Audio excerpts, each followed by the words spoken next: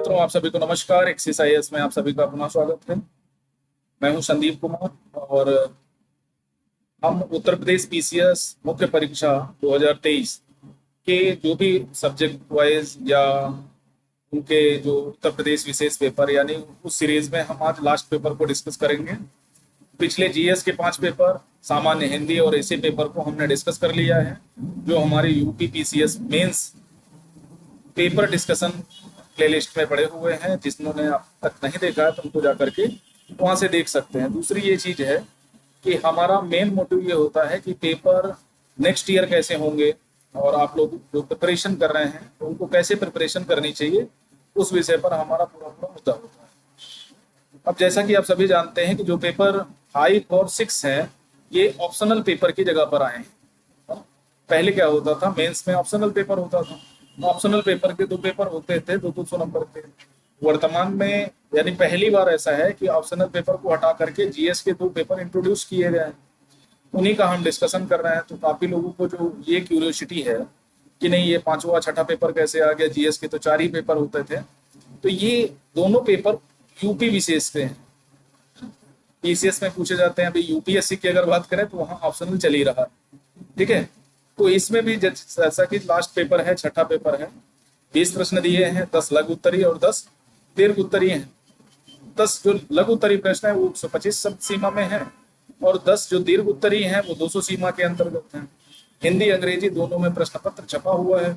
और मैं सभी विद्यार्थियों से ये मतलब आग्रह करूंगा कि जब भी आप क्वेश्चन को पढ़ें तो हिंदी और इंग्लिश दोनों का पढ़ें। अगर आप इंग्लिश में ठीक ठाक हैं तो भी क्वेश्चन पेपर को पढ़ें, अगर ठीक नहीं है तो भी एक अनुमान लगाने की कोशिश करें कि क्या दोनों जो लिखे गए हैं प्रश्न, क्या दोनों एक ही बात कर रहे हैं। अगर एक बात नहीं कर रहे हैं तो आप इंग्लिश वाले को ज्यादा तवज्जो दें, ठीक है। सभी प्रश्न अनिवार्य हैं और सभी प्रश्नों के सामने उनके नियत अंक दिए गए हैं। चौथी बात जो कहा जाता है हमेशा हर पेपर में कही गई है कि शब्द सीमा का विशेष ध्यान रखें। यानी जो 125 लघु उत्तरीय प्रश्नों में और 200 शब्दों के लिए दीर्घ उत्तरीय प्रश्नों में शब्द सीमा रखी गई है, उसका विशेष ध्यान देना है। किसी भी परिस्थिति में उसको क्रॉस नहीं करना है। और जो प्रश्न छोड़े आप उसके पृष्ठ या पृष्ठ के भाग को पूर्णतः काट दें, यानी क्रॉस का निशान लगा दें, है ना। तो उससे थोड़ा एग्जामिनर को आसानी हो जाती है। दूसरा, आप जो कॉपियां मिलती है ना उसमें प्रश्न संख्या छपी रहती है। प्रश्न संख्या छपी होने से आपको उसी पीरियड में, है ना, उसी जगह पर जो जहां पर जो प्रश्न दिया है वहीं पर आपको उत्तर लिखना होगा, ठीक है। तो ये हो गई मोटी मोटी बातें। अपने प्रश्न को देखते हैं जिसके लिए हम आए हैं। तो लघु उत्तरीय प्रश्नों के बारे में देखते हैं। सेक्शन ए से पहला क्वेश्चन है उत्तर प्रदेश की कृषि निर्यात नीति, ठीक है। एग्रीकल्चर एक्सपोर्ट पॉलिसी जो है 2019 राज्य में कृषि निर्यात गतिविधियों को कैसे मजबूती प्रदान करती है, इसके बारे में बताना है। ये इकोनॉमी के एग्रीकल्चर पोर्शन का क्वेश्चन है, ठीक है। ये याद रखना, जो कृषि निर्यात नीति है उत्तर प्रदेश के विशेष संबंध में उत्तर प्रदेश सरकार की, वो राज्य में कृषि निर्यात गतिविधियों को कैसे मजबूती प्रदान करती है। ये मान के चलिए इस बार जैसे एग्रीकल्चर से पूछा गया तो अगली बार हो सकता है एग्रीकल्चर फील्ड से कोई दूसरा क्वेश्चन ले आए, कोई तीसरा क्वेश्चन ले आए, तो ऐसे बदल सकता है। तो ये थोड़ा सा फैक्ट बेस्ड क्वेश्चन है। पहला ही क्वेश्चन थोड़ा टफ कैटेगरी में जाता है, क्योंकि हो सकता है आपने कृषि निर्यात नीति ओवरऑल पढ़ी हो, ठीक से ना पढ़ी हो, तो उसको आपको देखना है, उसको ध्यान से देखना है। और निर्यात गतिविधियां जैसे गेहूं निर्यात करते हैं, चावल का निर्यात करते हैं, गन्ने का निर्यात करते हैं, है ना। तो ये सब इनको कैसे मजबूती, किसान उससे कैसे लाभान्वित होंगे, राज्यों के राजस्व में कैसे बढ़ोतरी होगी, वो सब बातें आपको बतानी है, ठीक है। डिस्कस करना है, बस आपको बताना है, ठीक है। उत्तर प्रदेश औद्योगिक रक्षा कॉरिडोर की मुख्य विशेषताएं क्या है। जो डिफेंस कॉरिडोर है उत्तर प्रदेश का, डिफेंस कॉरिडोर 2 जगह पर, है ना, एक रायबरेली में और एक पूर्वी उत्तर प्रदेश साइड में। तो यहाँ पर जो डिफेंस कॉरिडोर बनाया जा रहा है उसकी क्या विशेषताएं हैं, वो हमारे जो सुरक्षा की बात है, चाहे वो स्टेट की सुरक्षा हो या राष्ट्रीय सुरक्षा का मुद्दा हो, वो उससे कैसे निपटेगी, इस संबंध में क्वेश्चन पूछा गया है। सिंपल सा क्वेश्चन है, आपको तो ये पता ही होना चाहिए अगर यूपी की प्रिपरेशन कर रहे हैं। और डिफेंस कॉरिडोर जो है ना, ये काफी करंट में थे इस बार, तो इसलिए। अब उत्तर प्रदेश में निचली गंगा नहर प्रणाली की मुख्य विशेषताएं और महत्व क्या है। जो निचली गंगा नहर प्रणाली है, गंगा नहर जिसको बोलते हैं या गंगा नहर के नाम से जानते हैं, उसकी क्या मुख्य विशेषताएं। देखो, सबसे पहले तो वो उन रिमोट एरियाज में जहाँ पानी की उपलब्धता कम है वहां पर वो पानी उपलब्ध कराती है। एग्रीकल्चर के लिहाज से वो ज्यादा बेनिफिशियल होता है, पीने के लिए, अन्य चीजों के लिए पानी की अपनी विशेषताएं होती हैं। और नहर प्रणाली हो जाने से क्या हुआ कि जो रिमोट एरियाज हैं उत्तर प्रदेश के जहाँ पर पानी की कमी है, तो वो उन जिलों को, उन क्षेत्रों को कवर करती है, जिसके माध्यम से खाद्यान्न उत्पादन में, एग्रीकल्चर में विशेष महत्व का हो जाता है। तो उसकी विशेषताओं के बारे में, महत्व के बारे में आपको चर्चा करनी है इसी संबंध में। ठीक है, सिंपल सा क्वेश्चन है, आपको सिर्फ विशेषताएं बतानी है, 4 विशेषताएं और 4 महत्व बता देना है आपको उत्तर कंप्लीट हो जाएगा। उत्तर प्रदेश सरकार के एक जिला, वन डिस्ट्रिक्ट वन प्रोडक्ट कार्यक्रम के अंतर्गत कौशल विकास योजना क्या है? देखो, स्किल डेवलप मिशन का काम क्या है? जैसे एनडीसी, नेशनल स्किल डेवलप, एनएसडीएम है ना, एक केंद्र सरकार की योजना है, नेशनल स्किल डेवलपमेंट मिशन। उसी तरह स्किल डेवलपमेंट मिशन स्टेट का है हमारे उत्तर प्रदेश का। उसके अंतर्गत क्या है कि जो बेरोजगार व्यक्ति हैं, जो ज्यादा पढ़े लिखे नहीं है, उनको क्या कर रहा है, कोई ना कोई एक स्किल कारीगर बनाने के लिए हो सकता है, लघु है ना, कुटीर उद्योगों को प्रोत्साहन देने के लिए ये बनाई गई है, स्किल किया जा रहा है। अब ये योजना एक जिला एक उत्पाद कार्यक्रम को कैसे लाभान्वित करेगी, ये आपको बताना है। अब एक जिला एक उत्पाद का मतलब होता है प्रत्येक जिले में कुछ ऐसी चीजों को चुनना है, एक ऐसी वस्तु को चुनना है जो उस जिले में ही उसका सर्वाधिक उत्पादन होता है। जैसे अलीगढ़ में ताले का उत्पादन होता है, मथुरा वगैरह में तुम्हारे पीतल के बर्तन बनते हैं, शाहजहांपुर में पीतल के बर्तन बनते हैं। उसके बाद अगर आप ये फरीदाबाद वगैरह आ जाए इधर, तो यहाँ चूड़ियों का सामान ज्यादा होता है। तो इसी तरह हर जगहों पर अब एक एक उत्पाद को छांटना है और उसको कौशल विकास से कैसे लिंक किया जा सकता है। भाई सीधी सी बात है, अगर ताला बनता है अलीगढ़ में, तो कोई ना कोई टेक्नोलॉजी होगी, कुछ ऐसे लोग होंगे जो अभी इस टेक्नोलॉजी से वाकिफ नहीं होंगे, वो इसको नहीं ठीक से बना पा रहे होंगे, तो स्किल के जरिए उनको स्किल किया जाएगा और इस योजना से जोड़ दिया जाएगा, जिससे राजस्व में वृद्धि होगी, लोगों को रोजगार मिल जाएगा। ठीक है, 5वां क्वेश्चन क्या कहता है, उत्तर प्रदेश में दिव्यांगजनों के सशक्तिकरण और उनके कल्याण के लिए प्रमुख योजनाएं क्या है? अब दिव्यांगजन यानी जो तुम्हारे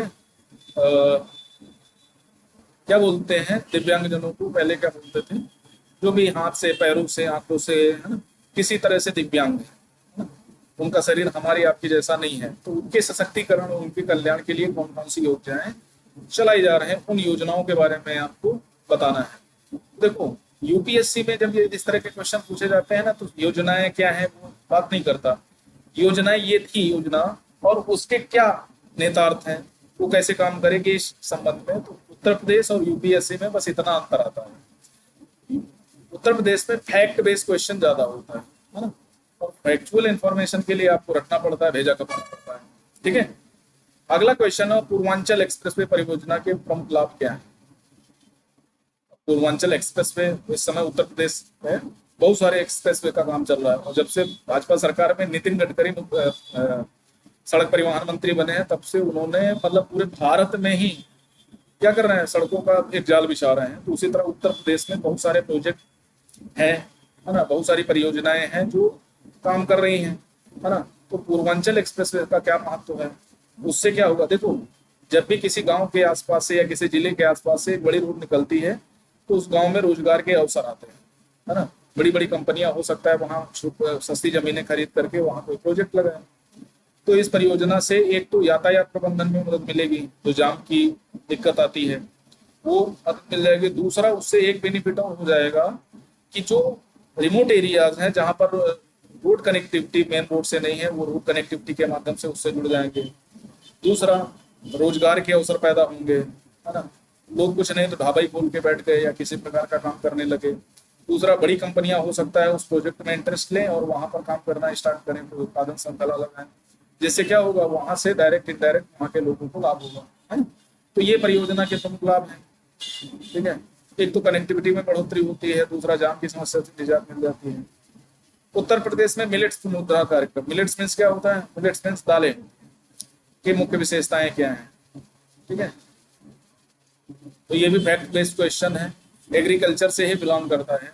और एग्रीकल्चर ये कहाँ से आएगा, उत्तर प्रदेश की जो इकोनॉमी है ये, तो उसी के अंतर्गत ये आएगा। ये ज्योग्राफी में क्वेश्चन कम मिलेगा, क्योंकि ज्योग्राफी में ज्योग्राफी के इंडिकेशन ज्यादा होते हैं, कहाँ क्या कितना उत्पादन होता है, लेकिन ये कार्यक्रम है ना, तो ये पॉलिसी के साथ आपको इंट्रोड्यूस करना है। 8 नंबर में उत्तर प्रदेश में भूजल के उपयोग की से जुड़ी प्रमुख समस्याओं और चुनौतियों का उल्लेख करें। जैसे हर घर जल की व्यवस्था की जा रही है, तो उत्तर प्रदेश के संबंध में एक तो बहुत सारे ऐसे एरिया हैं जहां पर पानी ठीक से उपलब्ध नहीं है।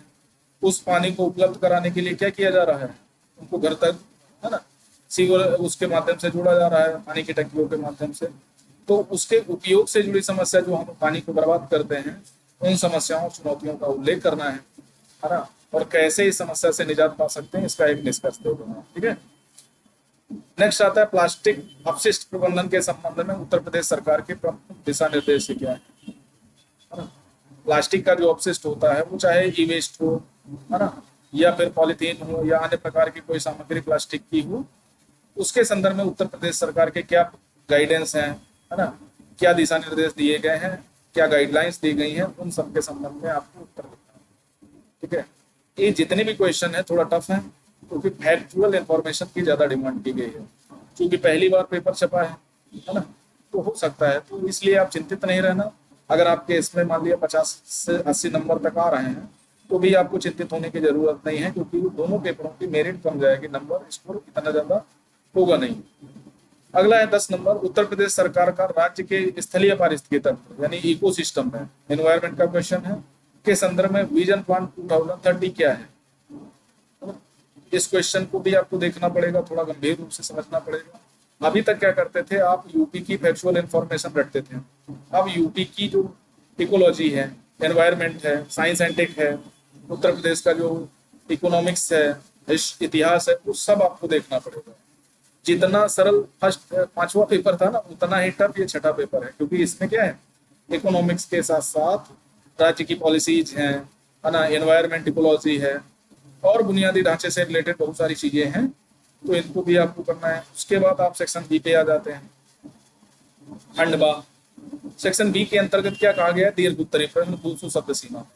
उत्तर प्रदेश 2023-24 के बजट में बुनियादी ढांचे के सुधार के लिए क्या प्रावधान किए गए हैं। Again fact based question, Uttar Pradesh है भैया, यूपी है भाई, यूपी, है ना, तो फैक्ट बेस्ड क्वेश्चन है। बुनियादी ढांचा जो इंफ्रास्ट्रक्चर डेवलपमेंट है ना, उसके सुधार के लिए क्या प्रावधान किए गए हैं 200 शब्द सीमा के अंतर्गत। लेकिन अब जैसे रोड कनेक्टिविटी है ना, आप एक्सप्रेस पूर्वांचल एक्सप्रेस को देख रहे हैं, इससे क्या लाभ होंगे, तो उसी तरह बुनियादी ढांचे का मतलब होता है जो हमारा इंफ्रास्ट्रक्चर है, तो वो कैसे बेहतर बनेगा, जैसे अस्पताल है, स्कूल है ना, ये सारी चीजें कैसे बेहतर बनेगी, उनके लिए क्या प्रावधान किए गए, उनको और बेहतर कैसे किया जाए, जिससे ज्यादा से ज्यादा लोगों को लाभ हो सके, तो उसके संबंध में आपको पूरा करना है इस उत्तर को। ठीक है। अगला क्वेश्चन देखते हैं। उत्तर प्रदेश सरकार ने राज्य में निवेश आकर्षित करने के लिए हाल ही में क्या पहले की। सबसे पहले तो अगर निवेश हासिल करना है ना आपको, तो पॉलिसीज, जो पॉलिसीज वो टफ होती हैं, कंपनी खोलना बंद करना बड़ा टफ होता है, जगहें उनको ठीक से नहीं मिलती, सिक्योरिटी उनको ठीक से नहीं मिलती, उनसे अवैध प्रकार से धन वसूला जाता है, तो वो सब बंद करना पड़ेगा। तो उत्तर प्रदेश सरकार ने इस पर इन्वेस्टमेंट में थोड़ा काम किया है। दूसरा, जो इनसिक्योरिटी का माहौल था, उसने उत्तर प्रदेश में थोड़ा सा आगे बढ़ाया है, इनसिक्योरिटी कम हुई है। पहले बड़े बड़े नवाब होते थे, उनको पैसा देना पड़ता है, एजेंसी बोलेंगे भाई, है ना, हम जितना मांगा उतना दे दो, तो आपको कोई दिक्कत नहीं होगी, नहीं आपको दिक्कत का सामना करना पड़ेगा। तो इसलिए कोई भी प्राइवेट कंपनी उत्तर प्रदेश में इन्वेस्ट नहीं करती थी या इंटरेस्ट नहीं लेती थी। तो उसका पॉलिसी लेवल पर कंपनी खोलना बंद करना अपने आप में बड़ा चैलेंज था, जमीन अलॉट करने में सालों लग जाते थे ना। तो वो सब करने के बाद क्या हुआ, इन निवेश आकर्षित करने के लिए इन्हीं चीजों में सुधार करना है, जिससे क्या होगा, निवेश आकर्षित होगा और राज्य में निवेश के द्वार खुलने से प्रोडक्शन बढ़ेगा, प्रोडक्शन बढ़ेगा तो रोजगार बढ़ेगा, रोजगार बढ़ेगा तो लोगों की आय बढ़ेगी, लोगों की आय बढ़ेगी तो समृद्धि आएगी, है ना। तो ऐसे दे सकते हो। राज्य में सामाजिक वानिकी को बढ़ावा देने के लिए उत्तर प्रदेश सरकार द्वारा प्रमुख पहल और रणनीतियां क्या है। सोशल वानिकी का मतलब होता है कोई गांव की खाली जमीन पड़ी है, तो उसमें पेड़ पौधे लगाना, और ग्राम समुदाय क्या करे, उसको सींचे, है ना, उनकी देख रेख करे, तो उसके माध्यम से क्या है, बढ़िया एक प्रकार का पेड़ पौधे बढ़िया तैयार हो जाएंगे, जो पर्यावरण में स्वच्छता को बढ़ावा देंगे। तो उसी तरह उत्तर प्रदेश सरकार ने जो सोशल वानिकी है, जिसको हम सोशल फॉरेस्ट्री कहते हैं, उसके विषय में काम करना शुरू कर दिया है। और उनका ये है कि 2030 तक हमारा जो उत्तर प्रदेश का जो वृक्षावरण है उसको बढ़ाना है। उसी के लिए सरकार ने सामाजिक वानिकी के लिए एक पहल भी चलाई है, जिसके अंतर्गत होगा ग्राम समुदाय द्वारा जो ग्राम में खाली पड़ी जमीनें हैं या पड़ती पड़ी जमीनें हैं उन पर पेड़ों की रोपाई की जाएगी, थोड़ा बहुत धन भी दिया जाएगा। धन के माध्यम से क्या होगा, तो काम बढ़िया करेगा। दूसरा, राज्य में बागवानी विकास के लिए उत्तर प्रदेश सरकार द्वारा दी जाने वाली प्रमुख सुविधाओं पर चर्चा करिए। बागवानी विकास के लिए एक बागवानी कार्यक्रम आया था जो क्या कर रहा है, फॉरेस्ट्री को बढ़ावा देने के लिए या हॉर्टिकल्चर को बढ़ावा देने के लिए। बागवानी के अंतर्गत फल फ्रूट आ जाते हैं, तुम्हारे फूलों की खेती आ जाती है, सब्जियों की खेती आ जाती है। तो इसको बढ़ावा देने के लिए सरकार क्या कर रही है, लोगों को बेहतर सुविधाएं उपलब्ध कराई जा रही है। केसीसी के माध्यम से उन्हें अच्छी खासी कीमत पर ऋण भी दिया जा रहा है, सहकारी समितियों के माध्यम से उनको पैसा दिया जा रहा है, जिसके माध्यम से वो क्या कर रही है, ग्रो कर रही हैं। और ग्रो करने से क्या होगा, फिर अगेन इकोनॉमी है ना, तो इकोनॉमी का सीधा सिद्धांत होता है एक चीज बढ़ेगी तो दूसरी अपने आप बढ़ जाएगी। जैसे महंगाई बढ़ती है तो लोगों की इनकम में भी थोड़ा बहुत इजाफा होता है और कुछ लोग गरीबी की रेखा के नीचे चले जाते हैं, है ना। उत्तर प्रदेश में जैव ऊर्जा विकास, जो बायो एनर्जी डेवलपमेंट है के लिए वर्तमान पहलों और भविष्य की संभावनाओं का आलोचनात्मक विश्लेषण करना है। क्या करना है, जैव विकास जो जैव ऊर्जा है या बायो एनर्जी है या नवीकरणीय ऊर्जा है, उसके में कौन सी पहले काम कर रही हैं, भविष्य की संभावनाओं का आलोचनात्मक परीक्षण करना है कि भविष्य में जो ये बायो एनर्जी है वो किस प्रकार हेल्प करेगी। जैसे अभी हाल फिलहाल में देखा गया कि गन्ने के शीरे वगैरह से, कोई वगैरह से जैव ऊर्जा का निर्माण किया जा रहा है, जिसमें मेथेन कम होता है ना, और सीएफसी की मात्रा कम होती है, कार्बन की मात्रा कम होती है, जिससे ये जो धुआं वगैरह होता है जिसके माध्यम से टेम्परेचर बढ़ रहा है, ग्लेशियर पिघल रहे हैं, उसमें थोड़ा सा संभावना है कि उसको कम किया जा सकेगा। लेकिन फिर भी इतनी गाड़ियां हैं शहरों में, आए दिन इतनी गाड़ियां निकलती हैं, जिससे ये एक दूर की कौड़ी प्रतीत होता है। लेकिन फिर भी अगर जैव ऊर्जा अच्छी तरह से विकसित कर ली गई है ना, और थोड़ा इसमें इन्वेस्टमेंट ठीक ठाक कर दिया गया, तो आने वाले समय में संभावनाएं अच्छी होगी और डेवलपमेंट भी अच्छा होगा और जो वातावरण है, जो प्रदूषण है, उसको कम करने में मदद मिलेगी। इसीलिए इसको बनाया जा रहा है। और दूसरा, जीडीपी पे जो बोझ है डीजल पेट्रोल का, उसको कम करने में मदद मिलेगी। उसको हमें आयात बिल जो है उसका कम हो जाएगा, और आयात बिल कम होगा तो ग्रोथ और बढ़ने लगेगी। जैसे हाइड्रोजन मिशन वगैरह चलाया जा रहा है, सीएनजी वगैरह है, तो इस संबंध में आपको करना था। उत्तर प्रदेश में मौसम पूर्वानुमान के संदर्भ में मौसम विज्ञान केंद्र लखनऊ के महत्व को रेखांकित करें।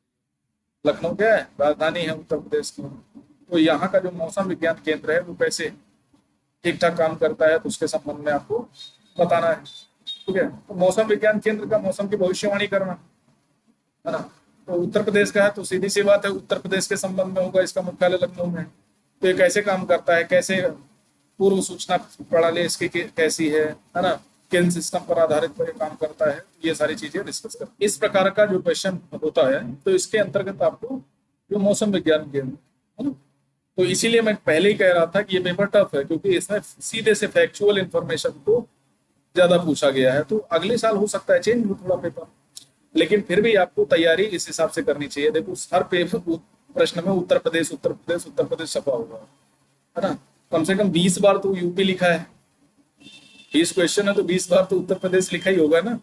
अगला है ज्योग्राफी में, इसमें भी ले आए उत्तर प्रदेश में जलवायु परिवर्तन पर राज्य कार्य योजना में शामिल मिशनों का विवरण प्रस्तुत करें।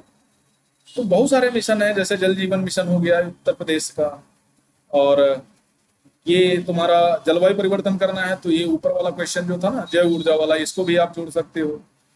और भी कई सारे ऐसे प्रोजेक्ट चल रहे हैं जिसके माध्यम से पर्यावरण के नुकसान को कम से कम करना है ना। सामाजिक वानिकी कार्यक्रम को जोड़ सकते हो, 3 कार्यक्रम तो तुम्हारे पेपर में ही मिल गए है ना। इसके अलावा 1-2 कार्यक्रम और बना दो है ना, उसके माध्यम से आपका ये उत्तर कंप्लीट हो जाएगा। तो ये हो गया, ये हो गया। राज्य कार्य योजना में शामिल मिशनों का विवरण प्रस्तुत करना है, अगेन एक प्रदेश। ठीक है, तो ध्यान देना इसको। उत्तर प्रदेश के तराई क्षेत्र में वन्य जीव अभ्यारण्यों के पारिस्थितिकी महत्व की व्याख्या करें। जो तराई क्षेत्र हैं तो वहां पर वाइल्ड लाइफ सेंचुरीज के बारे में आपको क्या करना है, उसकी व्याख्या करनी है। ठीक है, तो तराई क्षेत्र कौन कौन से हैं? जो निचले क्षेत्र हैं वहां पर उन्होंने पारिस्थितिकी तंत्र में वन्य जीव अभ्यारण्य जो जो हैं उनका क्या महत्व है, वो कैसे वहां बेहतर विकास कर सकते हैं, किन किन चीजों को बात करना है, इसी के आसपास रहना है। ये क्वेश्चन किस चीज का है? ये इन्वायरमेंट एंड इकोलॉजी का, यूपी परिप्रेक्ष्य में। ठीक है। 19 नंबर, उत्तर प्रदेश के बुंदेलखंड क्षेत्र में औद्योगिक विकास में खनिजों के महत्व का विश्लेषण करिए। देखो ये एरिया जो है ना वो धारवाड़ और गोंडवाना लैंड का हिस्सा है। धारवाड़ का बहुत ज्यादा नहीं है लेकिन गोंडवाना लैंड का ज्यादा है। तो इस हिस्से में बहुत सारे खनिज संसाधन पाए जाते हैं, कोयला, पेट्रोलियम, है ना, चांदी, अब्रक, है ना, इस तरह की बहुत सारी चीजें पाई जाती हैं। लेकिन ये एरिया पिछड़ा हुआ है क्योंकि यहाँ का निष्कर्षण यहाँ के लोकल लोगों के द्वारा किया जाता है, बड़ी बड़ी कंपनियां उसको हड़प देती हैं। जो औद्योगिक विकास यहाँ पर हो सकता है जिस पर इनको ध्यान देने की जरूरत है, खनिजों के महत्व को रेखांकन करना है आपको। ठीक है, कि उन खनिजों के माध्यम से औद्योगिक इंडस्ट्रियल डेवलपमेंट वहां कैसे आ सकता है और वहां के लोगों को कैसे रोजगार मिल सकता है।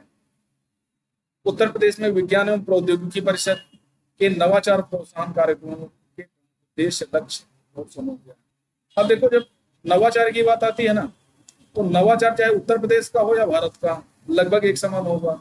अब उत्तर प्रदेश में कोई नवाचार होता है तो वो उत्तर प्रदेश के रीजन में जाना जाएगा, लेकिन प्रयोग तो भारत के संबंध में किया जाएगा। तो इसमें अगर उत्तर प्रदेश की सीमा को क्रॉस करके अन्य चीजों को बारे में भी कर लोगे तो कोई दिक्कत है नहीं। तो नवाचार प्रोत्साहन कार्य जैसे स्किल डेवलपमेंट मिशन चल रहा है, तो स्किल डेवलपमेंट मिशन के साथ साथ क्या करना है, नवाचार प्रोत्साहन कार्यक्रम बहुत सारे चल जाएंगे, बहुत सारी चीजों को नए नए तरीके से। जैसे मेडिकल सेक्टर में तुम्हारा लखनऊ बहुत तेज है, बहुत आगे है ना। उसी तरह कानपुर औद्योगिक क्षेत्र विकास कार्यक्रम के अंतर्गत बहुत आगे है। तो यहाँ पर जो नई नई खोजों के माध्यम से जो रोजगार के अवसर मुहैया कराए जाते हैं सरकारों को, जो अर्थ में फायदा होता है, तो उन सब चीजों की आपको चर्चा करते हुए इस उत्तर को कंप्लीट करना है। अब दूसरी बात, यूपी विशेष क्वेश्चन पेपर है और मैं ज्यादातर UPSC history, polity, geography, economics वगैरह को पढ़ाता हूँ, है ना, जनरली। तो उत्तर प्रदेश के बहुत सारे क्वेश्चन ऐसे हैं जो टफ हैं, मेरे लिए भी हैं, आपके लिए भी होंगे। तो इनको ठीक से पढ़ना। और उत्तर प्रदेश के लिए देखो अभी जिस हिसाब से क्वेश्चन है ना, आप कोई भी बेसिक बुक और एक करंट अफेयर्स उत्तर प्रदेश के संबंध में आप लेके इनकी तैयारी कर सकते हैं। कोई रॉकेट साइंस नहीं पूछी गई, कुछ भी ऐसा नहीं पूछा गया, सब किताब से आया हुआ है। तो उत्तर प्रदेश के संबंध में जो भी बेहतर बुक हो, चाहे वो इलाहाबाद प्रयाग प्रकाशन की हो या अन्य कोई राइटर की पढ़ो, है ना, तो इन तरह की बुकों को पढ़ने के बाद आपको मिल जाएंगे। और अब तो बहुत सारे लोग इसके नोट्स, है ना, ये सारी चीजें लेके आएंगे। तो आपको रेफरेंस के तौर पर क्वेश्चन पेपर को देखना है। क्वेश्चन पेपर के अलावा आपको ये भी जानना है कि नहीं हो सकता है अगली बार क्वेश्चन पेपर में थोड़ा सा चेंज आए, संभावना तो है ही, है ना। अभी इस बार फैक्चुअल क्वेश्चन इस पेपर में ज्यादा पूछे गए, तो पेपर क्या हुआ, फैक्ट बेस्ड क्वेश्चन पेपर आने से क्वेश्चन पेपर टफ हो गया। और जब टफ हो गया तो इसका सीधा सा मतलब कि आपको हो सकता है इतनी ज्यादा आसानी ना हो, क्योंकि यूपीएससी तैयारी करने वाले जो होते हैं ना, तो उनका जो है फैक्ट बेस पर उनकी पकड़ कम होती है। और जब फैक्ट बेस पर पकड़ कम है, अब मान लिया आपने एक जिला एक उत्पाद योजना पढ़ी तो थी, लेकिन आपने ज्यादातर उत्पादों को रटा था, तो आपके लिए यहाँ पर दिक्कत का सामना करना पड़ेगा। तो आराम से अगर तैयारी करेंगे, है ना, नेक्स्ट आपका जो मेंस होगा वो जाके सितंबर में होगा। अभी आपके पास एक साल है, तो उत्तर प्रदेश विशेष की कोई बुक ले लें, साथ में करंट अफेयर्स। तो ये आपको प्रीलिम्स में करीब 30 से 40 क्वेश्चन पूछे जाते हैं, उनके लिए बेनिफिट होगा। मेंस में तो 400 नंबर के क्वेश्चन पेपर है, तो बहुत ज्यादा बेनिफिट होगा। तो आप हो सकता है कि मान लिया 60 नंबरों के लिए ना पढ़े, लेकिन 400 नंबरों के लिए आपको तो पढ़ना ही पड़ेगा। दो पेपर हैं, 200 नंबर के, बच के तो निकल नहीं सकते, है ना। तो आप जीएस के अन्य चारों पेपरों के साथ इसको भी विशेष ध्यान दें। आप ऑप्शनल को बाहर करें, जो लोग ऑप्शनल यूपी की तैयारी कर रहे हैं वो ऑप्शनल तो उनके पास अब बचा नहीं होगा, है ना। तो उनके लिए क्या है, उत्तर प्रदेश विषय संबंध में सारी चीजों को आपको पढ़ना है, खासकर इकोनॉमी, हिस्ट्री, पॉलिटी, ठीक है। और इकोनॉमी पे आपको ज्यादा फोकस करना है। उसके बाद जो भी योजनाएं, स्कीम्स हैं, उन पे ज्यादा फोकस करना है, बजट पे भी ध्यान देना है। तो ये सारा करते हुए आपका पेपर आराम से तैयार हो जाएगा। तो आज के इस सीरीज को समाप्त करते हैं, क्योंकि मेंस के पेपर सारे खत्म हो गए हैं। अब अपने पास तो ये वाला काम बचा नहीं है। तो अब क्या करते हैं, हम एनसीईआरटी सीरीज को फिर से मूव करते हैं, है ना। और अभी हिस्ट्री क्लास 8 की एनसीईआरटी आपके सामने आएगी मंडे से। अब अगली क्लास जो होगी मंडे को होगी, है ना। तब तक बाकी जो भी क्लासेज आपने नहीं देखी, आप चैनल पे नए हैं तो अन्य क्लासों पर जा करके आप देख सकते हैं। बाकी एनसीईआरटी क्लासेज चल रहे हैं जिसके अंतर्गत इकोनॉमी के कुछ सेक्शन पूरे हो चुके हैं, पॉलिटी के कुछ सेक्शन हो चुके हैं, और हिस्ट्री के दो क्लासेज दो हो गए हैं, क्लास 6 और क्लास 7। 8 मंडे से स्टार्ट हो जाएगी, मंडे को पहला लेक्चर आ जाएगा, है ना। तो आप लोग परेशान नहीं हो, तैयारी में हम आपके साथ हैं, बशर्ते आप अपना सहयोग हमारी तरफ बढ़ाए रखें, ठीक है। तो आज के लिए इतना ही। एज यूजुअल वीडियोज को लाइक करें, कमेंट करें और चैनल को ज़्यादातर लोगों तक पहुंचाएं, ठीक है। तो आज के लिए इतना ही। Thank you very much.